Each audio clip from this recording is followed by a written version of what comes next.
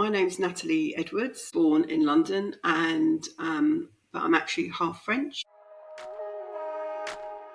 He said to me, I'm not being funny, you, a woman on your own, why do you want to buy a big half-built property? And I said, I want to create a place that artists can come and stay, and I'm a ceramic artist and I want a separate studio. And he said, that's very interesting. I said, why did you buy it? He said, I wanted to build a cooperative art gallery. I was like, oh, so the same sort of thing. Very much feels like he started the work. He passed me the baton for me to carry it on.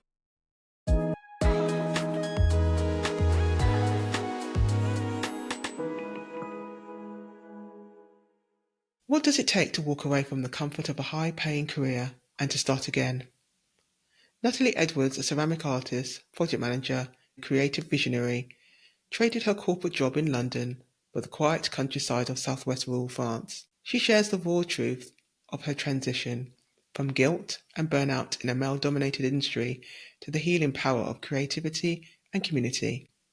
We talk about navigating fear, managing finances, and how her daughter's creativity sparked her idea to create the Goddess collection. We also talk about the realities of running a creative retreat and the importance of finding or building communities that truly see you. Always been very creative, but it wasn't really valued in my home when I was growing up as a child, so I was sort of told to get on with finding a real job. I'm sure that's true of many creatives of my generation. I went to university as a mature student when the kids were young, so I had a 5, 7 and 9-year-old when I started my degree. I was just lucky that I could actually drop the kids at school and drive to uni and then pick them up after school. So, and I set up my own business as a project manager eventually, and I do a lot of on-site work. Did a lot of on-site work with high-end luxury residential and doing retail rollouts. So I was travelling around France doing a very uninspiring DIY shop rollouts. But what it did do is give me an opportunity to explore all the different regions of France. That was 2010. And all the while I was sussing out the regions and the landscapes and the towns. So I eventually live in France. Where will it be? Kind of part of that journey led me to a place called Millau, pronounced Miu, locally, where I completely fell in love with the landscape. Fast forward several years, I decided I wanted to carve out a more creative life for myself. Living in France, I was craving more space, connection with nature, and landscape, skyscapes, and seasons, really. I lived in a little Victorian terrace in North London. It's very different. So, yeah, I found the place in 2016. It took 2 years and lots of negotiating and a lot of problems with French banks because of Brexit. But finally moved over here in 2018. And that's where I am now. And I spend part of my time as an artist, ceramic artist, and writing and running the business of the Mill France as a creative retreat centre for other artists to come and join me in my space. Yeah. When you hear the following: bold voices, messy journeys, zero apologies, what part of your story do you think immediately springs to mind? Bold journeys, definitely. It was a massive challenge moving over here, and it got so complicated and protracted. At one point, I thought, "Is this the universe trying to tell me, don't do it, don't do it? Am I completely bonkers?" And so, a very good friend of mine said, it was quite profound, actually, for me. She said, "The problem is the female lineage for centuries behind you has followed a certain path in one direction, married, kids, dependent on a husband, a spouse. And you're the person in the female lineage that has decided to change the direction and do what she really wants to do. And she said it's like steering an oil tanker.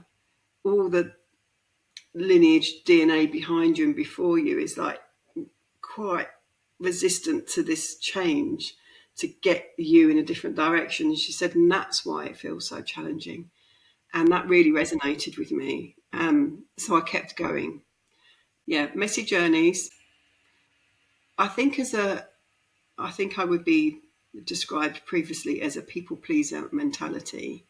And because of my background, I was always very worried about upsetting the status quo and not causing any problems and keeping myself a bit small and making sure everyone was happy and putting myself to the bottom of the list.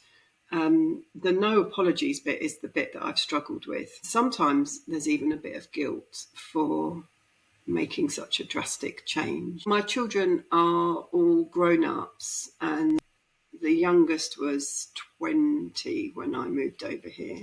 They'd all gone off and gone travelling and were living their own lives. My middle one was just finishing an apprenticeship, so he was still living at home. When I sort of tabled the idea, this is what I think I want to do, but I framed it in a way that I just said, I don't have to do this now. I can, if you guys aren't ready for me to do it, I can do it in a few years' time. Another property will come up. It's not a big deal. And to their credit, they were all super supportive and were really wanting me to do it. I think they're all fine with it, and they love coming here, and they really are super supportive.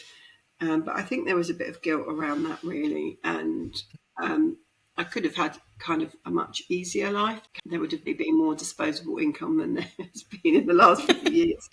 Yeah. But I don't regret it in any way. Yeah, I can see your point, because as creatives, you've got this you push and pull situation where you've got to support your family, and at the same time you've got to feed them, look after them. But I think it sounds like there's something inside you that was calling to you, because as you said, you're a project manager. That environment gives me the impression that it wasn't really. It's very male dominated. What would you say your experience working as a project manager? Yeah, it's very in the masculine. So yes, I was on site, on building sites quite a lot of the time, usually surrounded by guys, and most of the time I felt like I was trying to be a school dinner lady and getting everyone to play nicely. So that's the baseline assessment. There was an element of creativity in it as you're transforming something into something else, but it was under huge timeline pressures, obviously. Especially in the retail sector, you had 28 days to change it around, and it didn't matter if the unit next door had flooded into your unit or what, it had to be open.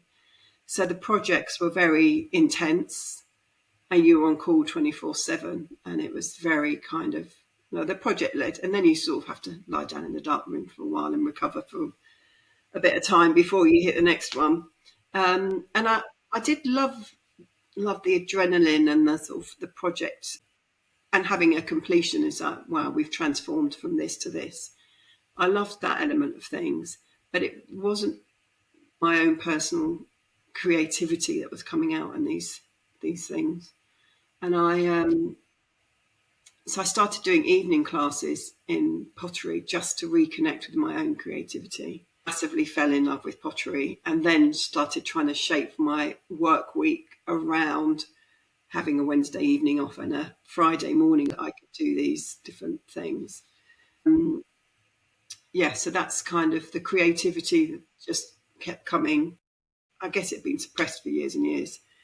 Yeah, definitely. I want to get into obviously your current business later on, but I'll be also interested about your ceramic and your artwork in a moment. What was the final push from jumping from your project manager role, even though you felt that pressure?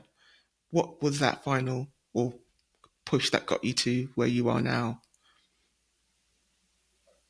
This is going to sound maybe a bit mad, but I'd been doing a 21-day meditation with Deepak Chopra. You know, it's an online thing, 20 minutes every day. And I was in Italy with a friend of mine in Florence and looking at so much art, so inspiring.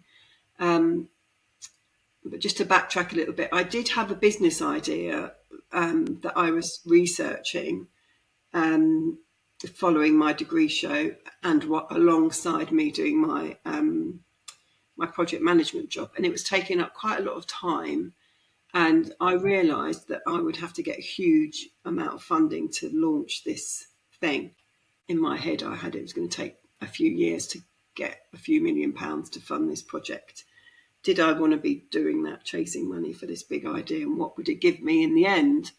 And somebody a friend of mine had said, you know, what do you want from creating this amazing offer? And I was like, well, I just want to be an artist, really, and just hang around with other artists. She said, well, why don't you bypass all that headache with that problem, with that project, and just go for what you really want?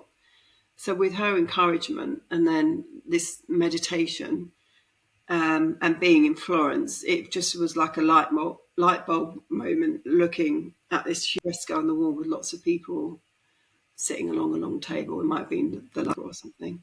And I just thought, I just want to create, and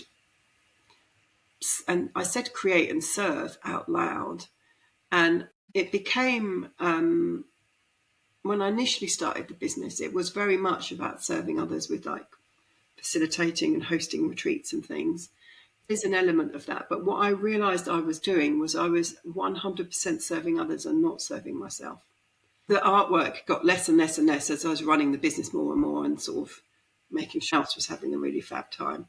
So, as is often the case when you start a business, you start morphing it slightly and changing the direction, working towards changing the setup slightly so that it serves me more as an artist, as alongside other people.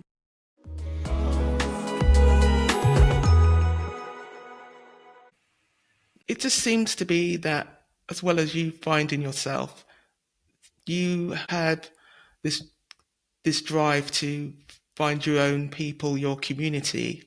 And tell me how, regards to because it's very much your business is centered around other artists and building a community.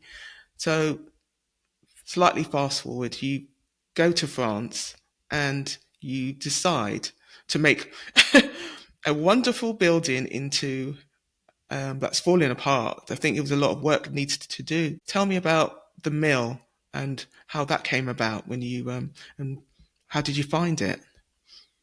Well, I decided that I loved this region. I loved the landscape when I was doing the work around in the area. And in the summer of 2016, I came specifically back to the region, having up some bookings with an estate agent to go and view some properties. It was my daughter's 18th birthday, so we'd done a little bit of a road trip and we came here and we stayed in a nice little chateau hotel just up the road, very close to that place that I worked in some years earlier. I'd actually video standing outside the front of this DIY shop and of the landscape. It's just by the Norman Foster's Mill Out Bridge. And I sent it to a friend and said, I think I've decided where I want to live at some point in the future. And at that point, I had no idea what that would look like. So my daughter and I were in this lovely hotel up the road. We had 5 or 6 properties to go and visit, all around the same price point. And in my head, fallen in love with one of these properties up on this big farm, up on the Larzac Plateau. And so in my head, I had that was the right place. And obviously, as a project manager, I had a requirements list of every build, of what I wanted. And it was very specific. We arrived at this hotel. It was a really hot day. We dumped our bags off, jumped into this little pool, and we could see the Millau Bridge. And my phone pinged, and it was this new property alert.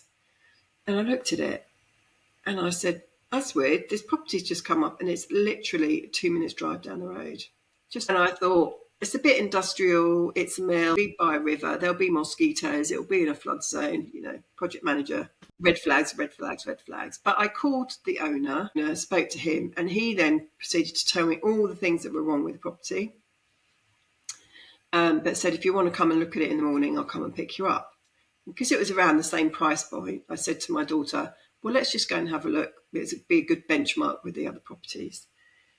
So he picked us up and parked at the end of the land, and we walked between the river and the canal.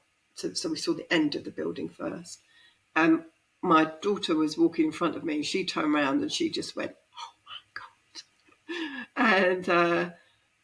And I felt exactly the same. And I had this sensation that the building was like, I've been waiting for you.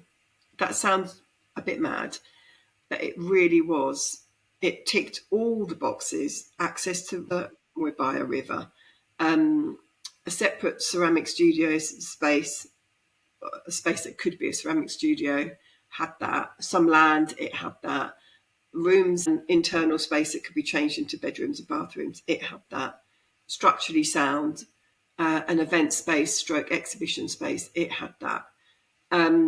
It has been flooded 3 times in the last 100 years. I'm prepared to take that risk. There are no mosquitoes because the bats have their room on the top floor and eat all the mosquitoes. It's a building that's been here solid for 300 years. So it's not like having a little prefab, on the side of the River Thames near Marlow that's just going to get washed away and be unusable after it gets wet. It's used to being flooded. So, and it had been a functioning flour mill until the year 2000, quite recently. Really. It'd been in the same family for all that time. And I met Jean-Robert Fabre, the last person that owned the mill. And he basically locked the door one day, said, I'm done, don't want to do this anymore. Paid everyone their severance money and carried on living in his house up the road because it was a functioning flour mill. There was no habitable space in it, just full of machinery and flour. So when he left the building, you can see this wall behind me. There's another part of the building. That wasn't there. This was all filled with machines. This space here, we're on the first floor. And so it was empty for 5 years. So that takes you to 2005, 2006. Then a guy called Serge, he bought the place and I bought it from him. In his time here, he put on two big roofs on 2 different parts of the building, took out all the big, really ugly machinery, built a little kitchen, a bedroom, a loo, and a sewing department on the top floor. And the rest of it was just big empty spaces, no electrics, no heating, no wiring. So from my perspective as a project manager, he'd started the work, he'd done the expensive hard things, the roofs, taking out all the machinery and all the flour. And he said to me, that Serge, the owner, he said, I'm not being funny, but you, a woman on your own, why do you want to buy a big half-built property like this? And I said, I want to create a place that artists can come and stay. And I'm a ceramic artist and I want a separate studio. And he said, that's very interesting. And I said, why did you buy it? And he said, I wanted to build a cooperative art gallery. I was like, oh, so the same sort of thing. And he Stars said, aligned.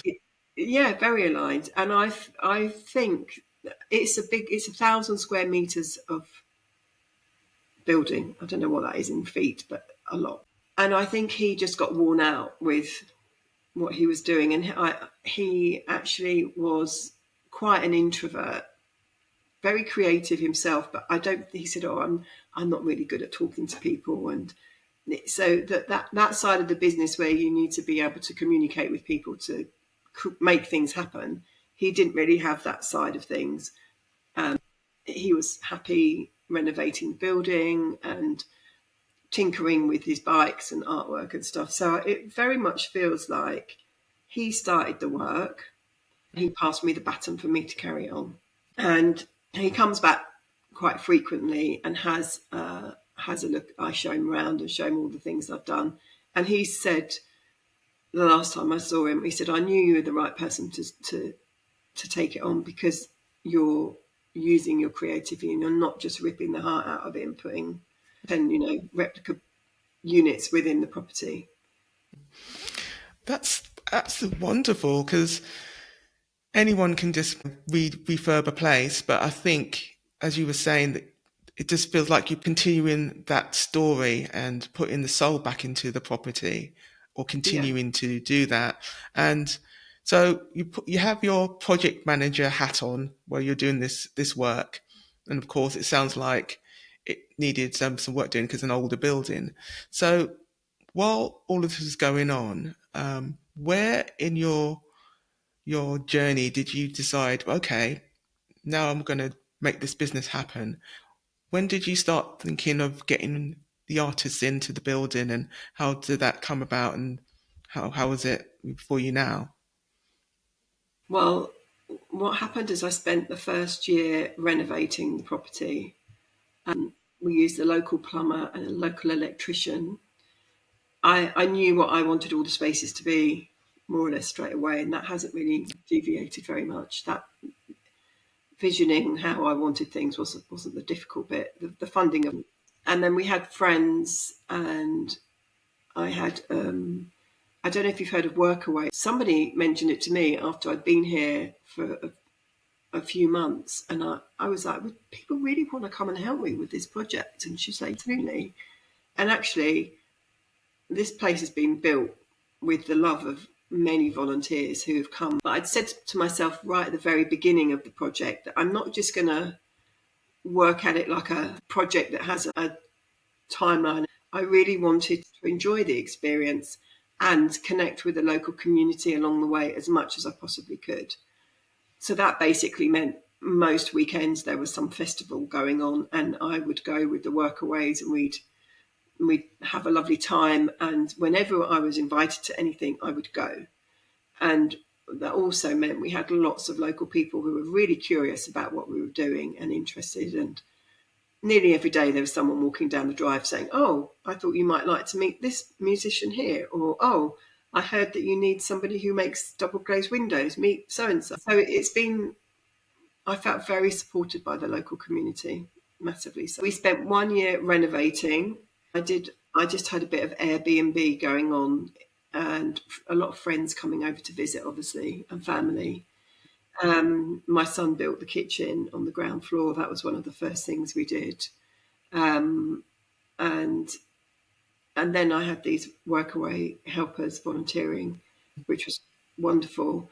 And then we hit the pandemic. So I had lined up some retreats and residencies with various artists, and that all got blown out the water. So I had 2 very, very challenging years financially. Yeah, well, as we all did, yeah, as many of us did, I think.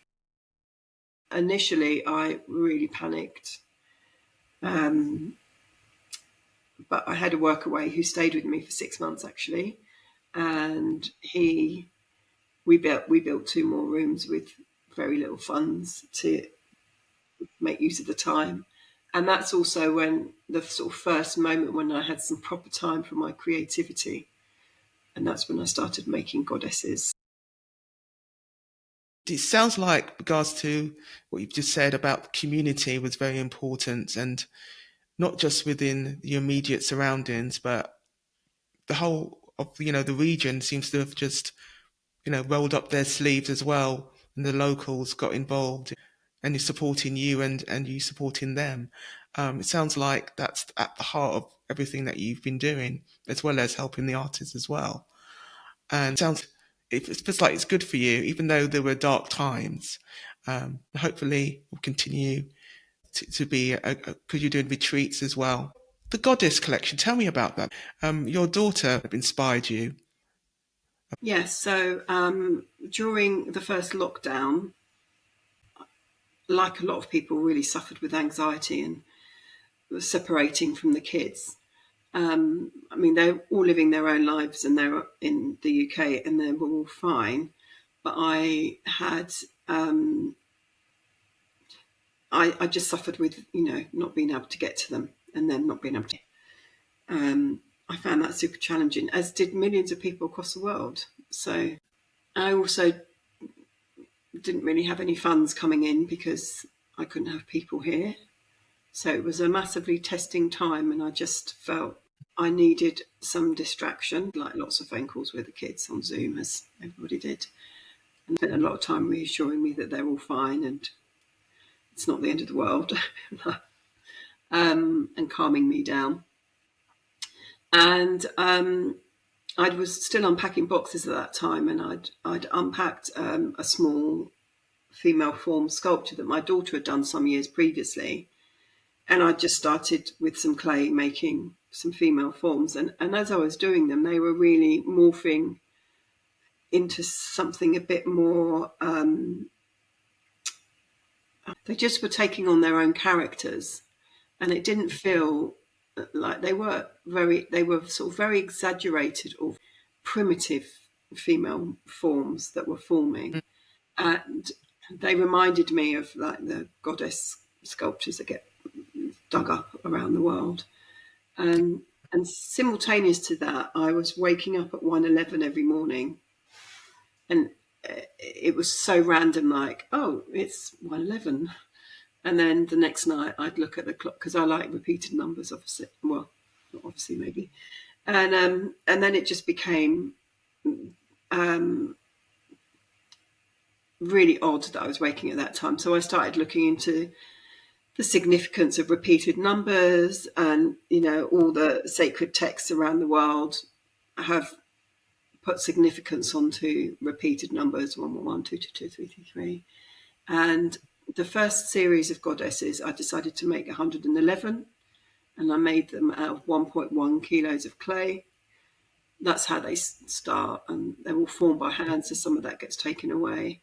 And they were to be sold individually, and they were clear glazed stoneware. And as I was making them, they were sort of forming a bigger group on the table, as it were. And eventually I put them out on a big long table in the exhibition space, the flower store, and laid them out in rows of 5 with one at the front. And they were so powerful. And it literally was a solo exhibition, as I was the only one that could come and see it because it was locked down.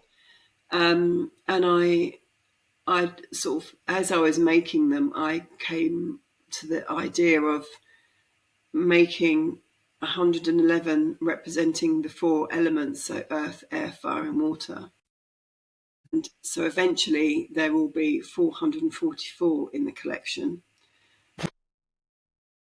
display together, a bit like the terracotta army, smaller in size, in scale, like a female tribe. I'm about halfway through. I've set myself the goal of completing the whole series by the end of this year for display. Hoping to achieve that, but we'll see.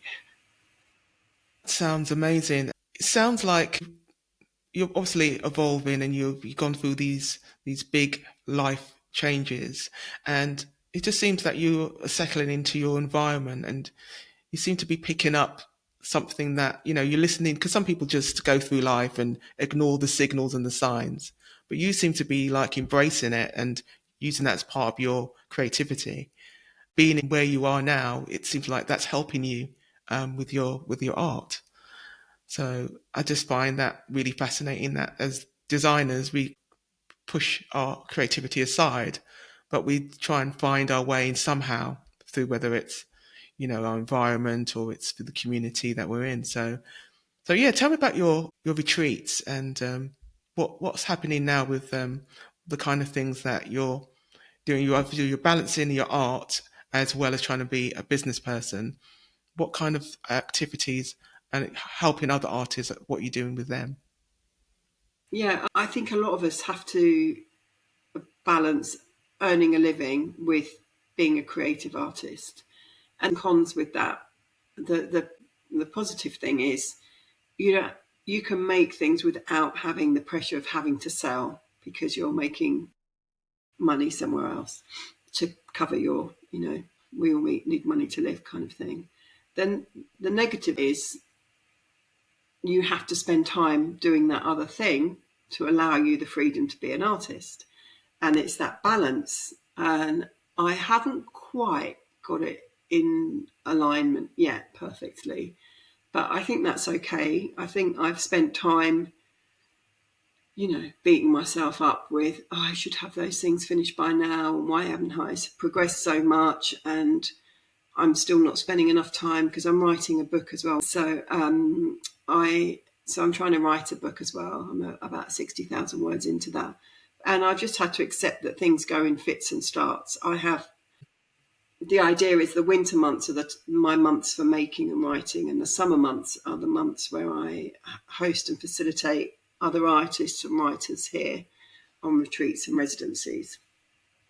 So we run self-directed writers' retreats, and so I just provide the space, accommodation, and the meals so that people can just relax and concentrate on their writing.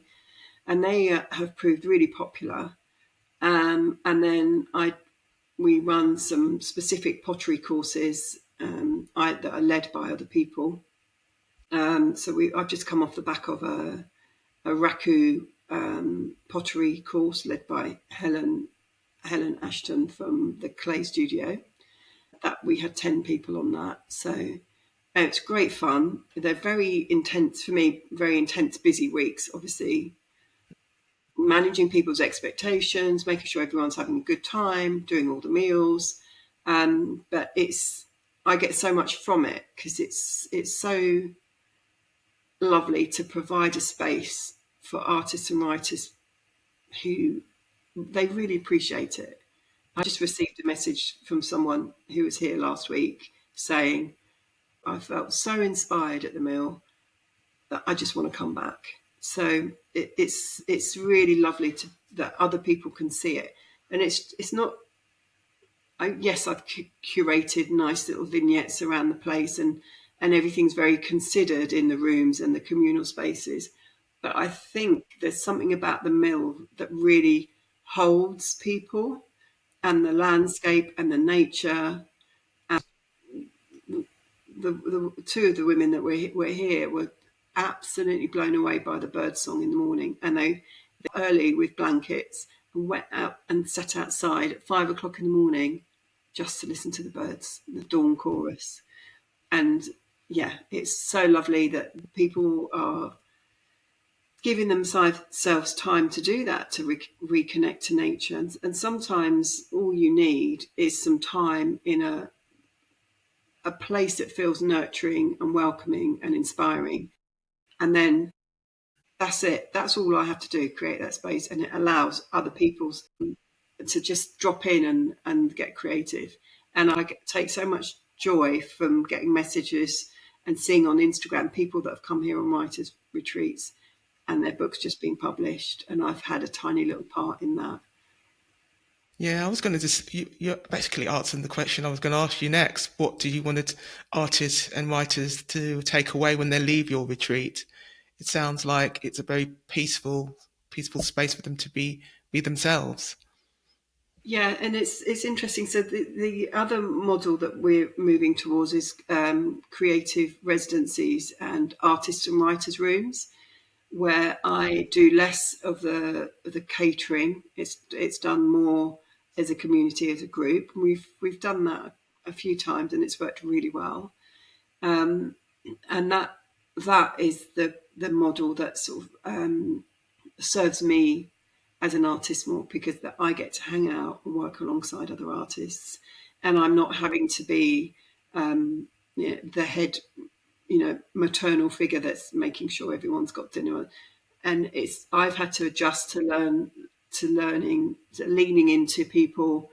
People can fend for themselves very happily, and artists are, we're quite good at just like, we get so into the work. And then it's like, oh, I'm hungry. Oh, that's because it's 11 o'clock at night and I haven't eaten anything yet, and going and making a sandwich. I don't have to do that. It's lunchtime, it's breakfast time, it's dinner time for everyone. So that sort of supports me as an artist more, alongside doing the retreats and the self-directed writers retreats and the pottery retreats. So at the moment we've got a mix of that, and I'm trialing the writers and artists rooms, which is longer stays for cheaper, to make it as accessible for people as possible. At the same time, I still need to meet my sort of financial outgoings. So it's all, I think, as a new business, you do kind of adjust and weave and change and adapt the basic model. But the problem with that in modern society is you have to change all your media and you have to update the website. There's ups and downs as a business owner, but it sounds like you've found your rhythm, and I think you've come a long way from being a project manager, moving country, renovation. I think you broke your leg or something last year Oh on yeah, top of everything. that was that was a massive challenge. I broke my ankle the day Yeah, before. I had 5 artists that was coming it. from the Yeah, States, and yeah, I still had a lot to do. I didn't think I had a lot to do, like finishing up. I really didn't think I had a lot to do until you have to ask someone else to do it for you. And then they go, it was my 2 friends that live here, and they were fantastic. Lots of people were fantastic. But I was like, yeah, I still need to get the car cleaned before I pick everyone up. And then the food shopping and then the food prep. So yeah, everyone really rallied around. And I think it was almost like it was a sign from the universe to like slow down and to allow other people to help, because I have not been very good at that in the past. Um, and other people took on the role of the chaperoning, which for that particular retreat, I was taking them to different spots to do painting outdoors. Um, and the women had the most amazing time, and they were wonderful and helpful. And it turns out you can cook meals when you're in a wheelchair. hopefully you're much recovered now since Oh, that totally. ordeal. It's Brilliant. it's amazing, but it has really taught me to sort of slow down a bit and not rush around quite so much. And I think there's a lot to learn from being present. And that's what happens when we're rushing. We're not present, so we're thinking of 20 things at the same time.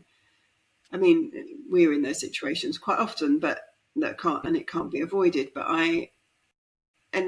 So I spend quite a lot of time doing things like mundane tasks, as we all do, but it's accepting the mundane as like it's another form of meditation. It's another way of, my mind goes off into other places when I'm making up the beds, doing a bit of ironing or sweeping a floor. That's It's when most people are creative, when they're having a shower, and the best ideas exactly, come from mundane.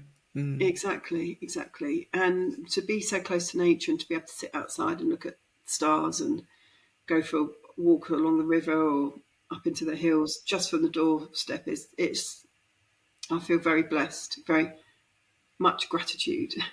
Yeah. Yeah, I've seen the pictures of the mill. It looks spectacular and beautiful. You probably would say this is one of the best decisions you've ever made, and that sounds wonderful. Yeah, and it's really nice to see, you know, other people using the ceramic studio or other people sitting in the library reading books, and it gives me a sense of satisfaction. And I've created a place where other people can come and dip in and out of that. Um, it's not all been easy. There's been like a lot of challenges, and it's mostly financial. That is the boring bit. But I really believe that's becoming easier and easier. And if I take out 1 year of renovation, 2 years of pandemic, we're only in the 4th year of business, really, as a functioning business. So if I look at it from that perspective, I think, well, actually, we're really doing well. We always say we to make us seem more important or bigger. I don't know what that's about, but I'm doing a collaboration with Rude Studio. They're coming tomorrow, actually, for a month-long creative getaway where other people join them. And they'll be giving a couple of talks. They've just written a book about how to be creative, and they're getting that out into schools, and they're working really hard and partnering with other communities to promote creativity to younger people in the UK, because it's obviously been slashed from the curriculums. Yeah, so they're working hard on that. So they're coming.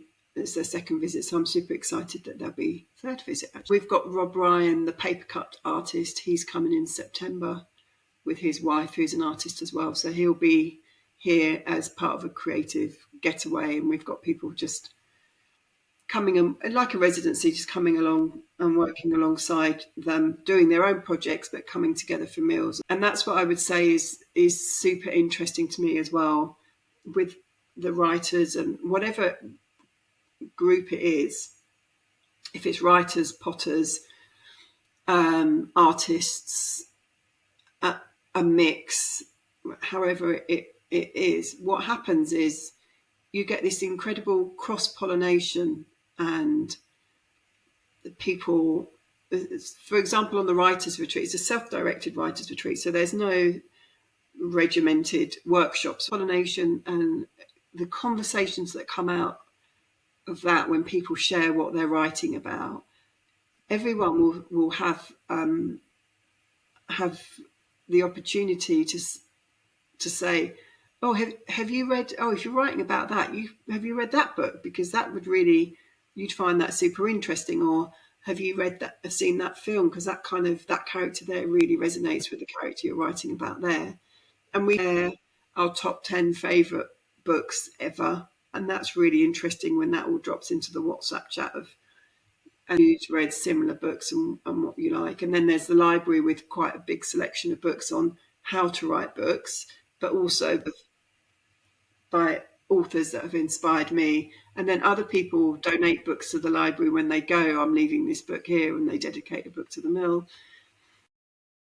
And it's a really, I've learned so much. So where I was saying earlier on, I feel that I part of me feels like I wish I was further on in the process, or of the writing or the ceramics. I'm learning all the time. Every time somebody else comes and we learn a different technique, I'm just like, oh, I need to somehow bring that into my pottery. Or it's feeding me as much as, and it's feeding each other by just being in community. That sounds exactly how a community should work anyway, but I feel that with designers and artists, we always feel like we have to go solo. And you're right, being in a community and bouncing off ideas, we're kind of like sponges. We absorb all this information, and you obviously have learnt a lot from just being in that space.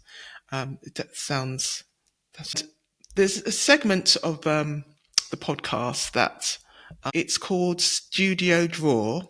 It's basically a play on words, like, that messy drawer that in your studio that you don't want anyone to know about, that behind the scenes, that basically I want to find out as a designer or artist what we do and what we're like behind all the beautiful finished work. What's the most ridiculous thing in your studio or workspace right now, and why is it there? A brass trumpet that was made into a lampshade that I found in a skip.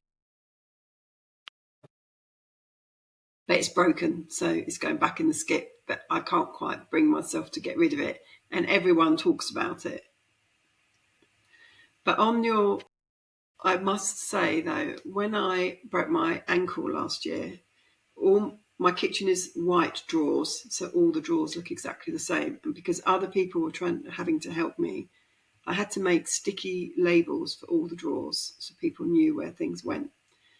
And there is one drawer that I called the drawer of shame, do not enter. And it's the drawer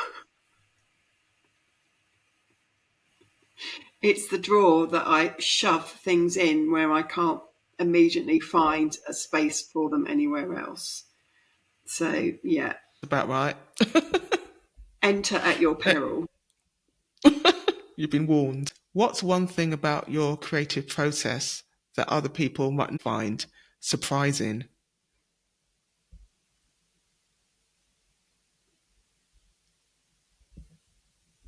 I think a lot of the written work that I do feels like it's not written by me. It feels like it's written through me.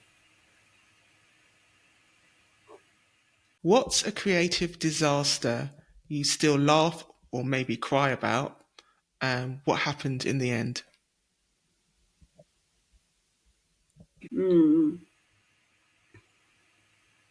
Well, I am testing out a new raku process for some of my goddesses, and it hasn't gone to plan. But I have since learnt from somebody else a way to fix it, so it's no longer a disaster. It's fixable. But that's come from community and talking to someone else and them saying, "Oh, all you have to do is X, Y, and Z, and then that's sorted." And I'm like, "Yes," just as well because I have 111 of them to make. Finally, I just want to ask you if you could leave the listener just one piece of real, no BS advice about thriving as a creative, what would it be? It's going to sound like BS. It really is. And it's the hardest thing to do, and it's to trust. Just keep trusting. And that is keep trusting in yourself. And I struggle with this still some days. And it's just trusting that, I don't know if you believe, listeners believe in God, the universe, the higher power, whatever that is. Trust that they've got your back, that it's got your back. Because falling into a negative spiral of things being difficult or complicated or not going the way you wanted them to be doesn't really serve a purpose. We all go to those like, oh, for God's sake, I can't believe this, that, or the other. But try not to stay in that place for too long and look around with gratitude at all the beauty that is ultimately will be there wherever you are and whatever your situation. You can find beauty in things. There's two books that I've found super helpful. One is Rick Rubin's The Creative Act, which is a really good reminder. It's very bite-sized and you can dip in and out of it. And the copy here has got very well worn because everyone's read it. And Big Magic by Elizabeth Gilbert is really helpful. And I think if you have some sort of daily practice where you give yourself a moment either for journaling or meditation or just a moment of stillness and silence where you can just sit, really appreciate your cup of tea or your cup of coffee and the way the light is falling and hitting a wall, or if you can be out in nature, be in nature. I think it can really shift your mindset into a more positive place where it's easier to operate from. Excellent. Nathalie, thank you very, very much for My pleasure. for talking to me. If there's anyone who wants to reach out and communicate with you and support you in your business, how would they do that? What are your social handles? It's themillfrance.com, and on Instagram it's themillfrance as well. So yeah, drop us a line.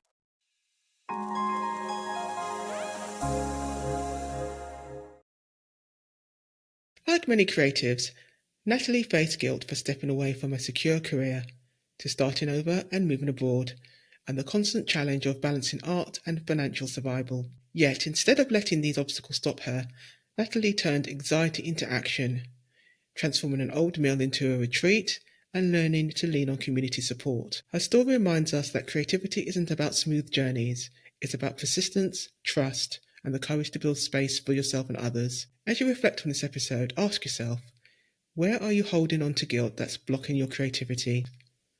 And how can you let others support you so your creativity has more room to grow? Thank you for listening. If Nathalie's story sparks something in you, hit subscribe, leave a review, or share it with someone who needs to hear it. Because bold voices, messy journeys deserve zero apologies.